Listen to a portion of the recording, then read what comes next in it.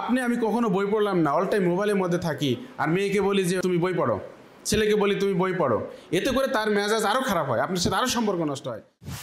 যে তুমি বসে বসে মোবাইল টিপো আর আমাকে বই পড়তে বলো, তার ইগোজম তৈরি হয়। তুমি এমন কথা কেন বলো যে কাজ তুমি নিজে করো না? শিশুদেরকে বই পড়ার অভ্যাস গড়ে তুলতে হবে, এই হার্ড কপিটা পড়ার অভ্যাস তৈরি করতে হবে। আমরা অনেকেই এই হার্ড কপি না পড়ে হয়তো মোবাইলে বা স্ক্রিনে বা বিভিন্নভাবে তাদেরকে আমরা পড়াশোনার চেষ্টা করি।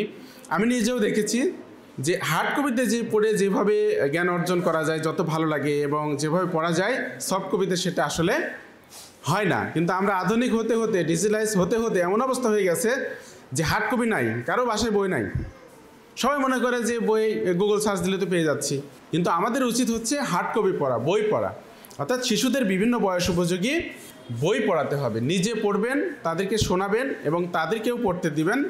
তাহলে তার একটা অভ্যাস মনে হবে যে না, হ্যাঁ, বই পড়া দরকার।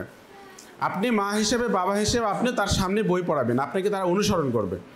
আপনি আমি কখনো বই পড়লাম না, অল টাইম মোবাইলের মধ্যে থাকি আর মেয়েকে বলি যে তুমি বই পড়ো, ছেলেকে বলি তুমি বই পড়ো, এতে করে তার মেজাজ আরও খারাপ হয়, আপনার সাথে আরও সম্পর্ক নষ্ট হয়। যে তুমি বসে বসে মোবাইল টিপো আর আমাকে বই পড়তে বলো, তার ইগোজম তৈরি হয়। আমার কথা বুঝতে পেরেছেন? সুতরাং আপনি যেটা করেন না, আল্লাহ তো বলেছে যে তুমি এমন কথা কেন বলো যে কাজ তুমি নিজে করো না? আল্লাহ বলেছেন না কোরআনে? সো আপনি নিজে বই পড়বেন, তার সামনে দেখিয়ে দেখে বই পড়বেন, পড়া না লাগলেও পড়বেন, দেখে দেখে বই পড়বেন আর গোপনে মোবাইল টিপবেন, সমস্যা নেই। তো তার সামনে আপনি প্রদর্শন করবেন যে হ্যাঁ, আমি বই পড়ছি, দিস স্টাইল। পড়ার টেবিলে বসে আপনি বই পড়ছেন, মাঝে মাঝে তাকে সুন্দর সুন্দর একটা গল্প শোনাচ্ছে, জানো আজকে যে বই পড়লাম সেই বই কী লেখা ছিল, এই দেখবেন আপনার আমার বাচ্চারাও আস্তে আস্তে বই পড়বে, তারা তো অনুকরণীয়। তো এই কাজটা আমরা করবো ইনশাআল্লাহ।